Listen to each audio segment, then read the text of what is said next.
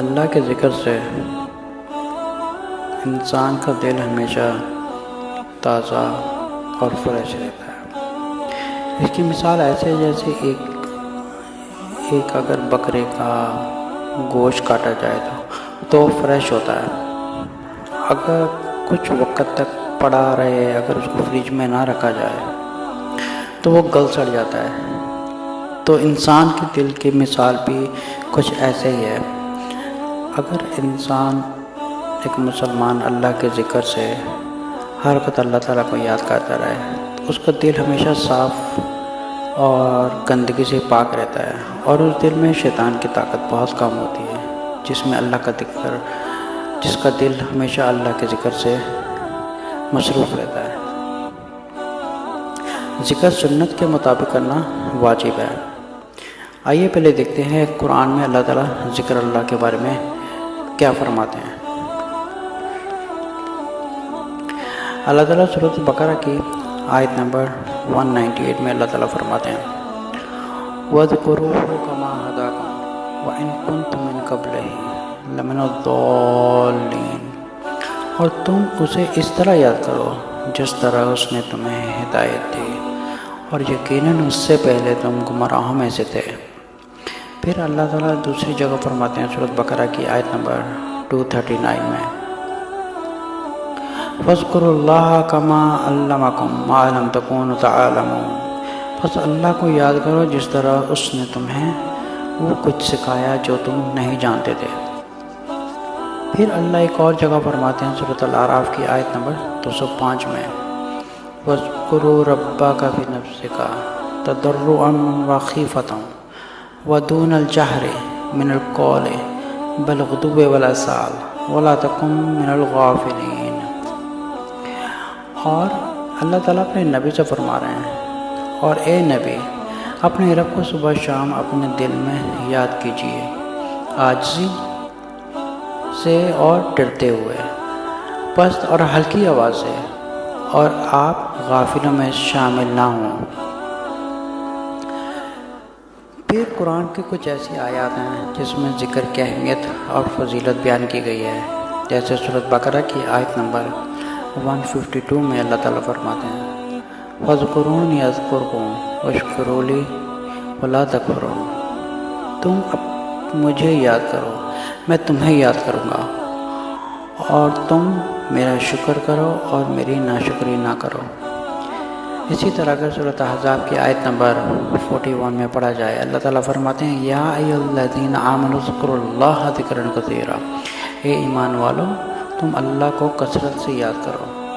پھر اسی طرح سورۃ احزاب کی آیت نمبر 35 میں اللہ تعالیٰ فرماتے ہیں وَالذَّاکِرِینَ اللَّهَ کَثِیرًا وَالذَّاکِرَاتِ أَعَدَّ اللَّهُ لَهُم مَغْفِرَةً وَأَجْرًا عَظِیمًا، اور اللہ کو بہت یاد کرنے والے مرد اور بہت یاد کرنے والی عورتیں، اللہ نے ان کے لیے بخشش اور بہت بڑا اجر تیار کیا ہے۔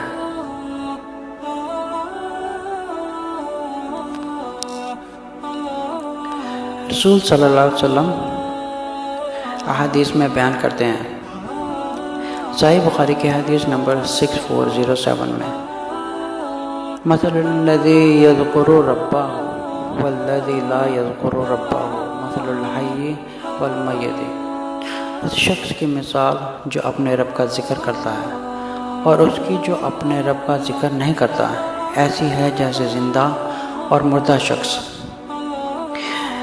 رسول صلی اللہ علیہ وسلم جامع ترمذی کی روایت نمبر 3377 میں فرماتے ہیں الا انبئکم بخیر اعمالکم وازکاها عند ملککم وارفعها فی درجاتکم وخیر لکم من انفاق الذهب والورق وخیر لکم من ان تلقوا عدوکم فتضربوا اعناقهم ويضربوا اعناقكم قالوا بلى قال ذکر اللہ تعالی، کیا میں تمہیں ایسا عمل نہ بتاؤں جو تمہیں سب اعمال سے بہتر ہے اور تمہارے شہنشاہ کے ہاں سب سے زیادہ پاکیزہ ہے اور تمہارے درجات میں سب سے زیادہ بلند ہے، اور تمہارے لیے سونا چاندی صدقہ کرنے سے زیادہ بہتر ہے، اور تمہارے لیے اس سے بھی زیادہ بہتر ہے کہ تمہارا مقابلہ تمہارے دشمن کے ساتھ ہو اور تم ان کی گردنیں اڑاؤ اور وہ تمہاری گردنیں اڑائیں۔ صحابہ نے عرض کی کیوں نہیں، ایسا عمل تو ضرور بتائیں۔ آپ نے فرمایا وہ ہے اللہ تعالیٰ کا ذکر۔ اسی طرح صحیح بخاری کی روایت نمبر 7405 میں رسول صلی اللہ علیہ وسلم فرماتے ہیں یقول اللہ تعالی انا عند ظن عبدی بی وانا معه اذا ذکرانی وان ذکرانی فی نفسی ذکرتہ فی نفسی وان ذکرانی فی ملائی ذکرتہ فی ملائی خیر منہم وان تقرب شبرا الی تقربت الیہ ذراعا وان تقرب الی ذراعا تقربت الیہ باعا وان اتانی یمشی اتیتہ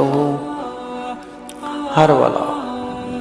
اللہ فرماتا ہے میں اپنے بندے کے اس یقین کے مطابق ہوں جو وہ میری بابت رکھتا ہے جیسے وہ گمان کرتا ہے، اور میں اس کے ساتھ ہوتا ہوں جب وہ مجھے یاد کرتا ہے۔ اگر وہ مجھے اپنے دل میں یاد کرے تو میں اسے اپنے دل میں یاد کرتا ہوں، اور اگر وہ مجھے کسی محفل میں یاد کرے تو میں اسے ایسی محفل میں یاد کرتا ہوں جو ان کی محفل سے زیادہ بہتر ہے۔ اور اگر وہ ایک بادشاہ میرے قریب آئے تو میں ایک ہاتھ اس کے قریب آتا ہوں، اور اگر وہ ایک ہاتھ میرے قریب آئے تو میں اس کے دونوں بازوؤں کے پھیلاؤں کے برابر قریب آتا ہوں، اور اگر وہ چلتا ہے میرے پاس آتا ہے تو میں دوڑتا ہوں اس کے پاس آتا ہوں۔ اسی طرح جامع ترمذی کی روایت نمبر 3375 میں رسول صلی اللہ علیہ وسلم نے فرمایا حضرت عبداللہ بن بصر رضی اللہ عنہ فرماتے ہیں کہ ایک آدمی نے کہا اے اللہ کے رسول، اسلام کے احکام زیادہ ہونے کی وجہ سے مجھ پر بھاری ہو گئے، لہٰذا آپ مجھے کوئی ایسی چیز بتائیں جو تھوڑی ہو اور ثواب میں زیادہ ہو، جسے میں مضبوطی سے پکڑ لوں۔ آپ نے فرمایا لا یزال لسانک رطبا من ذکر اللہ، تمہاری زبان ہمیشہ اللہ کے ذکر سے تر رہے۔ سنن ابی داؤد کی روایت میں رسول صلی اللہ علیہ وسلم فرماتے ہیں من قعد مقعدا لم یذکر اللہ فیہ کانت علیہ من اللہ اعتراضا ومن اتعظ متجعا لم یذکر اللہ فیہ کانت علیہ من اللہ اعتراضا۔ جو شخص کسی ایسی جگہ بیٹھا جس میں اس نے اللہ تعالیٰ کو یاد نہ کیا تو وہ نشست اس کے لیے اللہ تعالیٰ کی طرف سے باعث نقصان ہوگی، اور جو شخص کسی ایسی جگہ لیٹا جہاں اس نے اللہ تعالیٰ کو یاد نہ کیا تو وہ لیٹنا اس کے لیے اللہ تعالیٰ کی طرف سے باعث نقصان ہوگا۔ اسی طرح جامع ترمذی کی روایت نمبر 3380 میں رسول صلی اللہ علیہ وسلم فرماتے ہیں ما جلس قوما مجلسا یذکر اللہ فیہ ولم یصلوا علی نبیہم الا کان علیہم طراطا فإن شاء عذبهم وإن شاء غفر لهم۔ لوگ جب کسی ایسی محفل میں بیٹھے ہیں جس میں نہ اللہ کو یاد کریں نہ اپنے نبی پر درود بھیجیں تو وہ محفل ان کے لیے باعث نقصان ہوگی، پھر اگر اللہ تعالیٰ چاہے تو انہیں عذاب دیں اور اگر چاہے تو انہیں معاف کر دیں۔ سنن ابی داؤد کی روایت نمبر 4855 میں رسول صلی اللہ علیہ وسلم کا فرمان ہے ما من قوم یقومون من مجلس لا یذکرون اللہ فیہ الا قاموا عن مثل جیفۃ حمار وکان لهم حسرۃ۔ جب لوگ کسی ایسی مجلس سے اٹھتے ہیں جس میں وہ اللہ کا ذکر نہیں کرتے تو وہ مردے گدھے کی بدبودار لاش جیسی چیز سے اٹھتے ہیں، اور یہ عمل ان کے لیے حسرت کا باعث ہوگا۔ جامع ترمذی کی روایت نمبر 2910 میں رسول صلی اللہ علیہ وسلم فرماتے ہیں من قرأ حرفا من کتاب اللہ فلہ بہ حسنۃ والحسنۃ بعشر امثالها لا اقول الف لام میم حرف ولكن الف حرف ولام حرف ومیم حرف۔ جو شخص اللہ کی کتاب سے ایک حرف پڑھے تو اس کے لیے اس کے بدلے ایک نیکی ہے، اور ایک نیکی کا اجر اس جیسی 10 نیکیوں کے برابر ہے۔ میں نہیں کہتا کہ الف لام میم ایک حرف ہے، بلکہ الف ایک حرف ہے اور لام ایک حرف ہے اور میم ایک حرف ہے۔ صحیح مسلم کی روایت نمبر 803 میں حضرت عقبہ بن عامر رضی اللہ عنہ سے روایت ہے، انہوں نے فرمایا رسول صلی اللہ علیہ وسلم گھر سے باہر تشریف لائے اور ہم صفا میں موجود تھے، تو آپ نے فرمایا ایکم یحب ان یغدو کل یوم الی بطحانا او الی العقیق فیان منہ بناقتین قوموین فی غیر نظم ولا قطع رحیم فقلنا یا رسول اللہ نحب ذلک قال افلا یغدو احدکم الی المسجد فیعلم ان یقرأ آیتین من کتاب اللہ عز وجل خیر اللہ من ناقتین و ثلاث خیر اللہ من ثلاث و اربع و خیر اللہ من اربع و من عدادہن من الابل۔ تم میں سے کون یہ پسند کرتا ہے کہ وہ ہر روز بطحان یا عقیق کی طرف جائے اور وہاں سے موٹی موٹی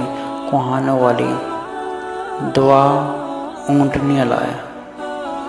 اس میں وہ کسی جرم کا ارتکاب کرے، وہ قطع رحمی کرے۔ ہم نے عرض کی اے اللہ کے رسول، ہم سب ہی یہ پسند کرتے ہیں۔ آپ نے فرمایا کیا پس تم میں سے کوئی شخص مسجد کی طرف نہیں جاتا کہ وہ اللہ عز و جل کی کتاب سے 2 آیاتیں جان لے یا پڑھ لے، یہ اس کے لیے 2 اونٹنیوں سے بہتر ہے، اور 3 آیتیں ان کے لیے 3 اونٹنیوں سے بہتر ہیں، اور 4 آیتیں اس کے لیے 4 اونٹنیوں سے بہتر ہیں، اور جتنی بھی آیتیں ہوں اپنی تعداد کے اونٹوں سے بہتر ہیں۔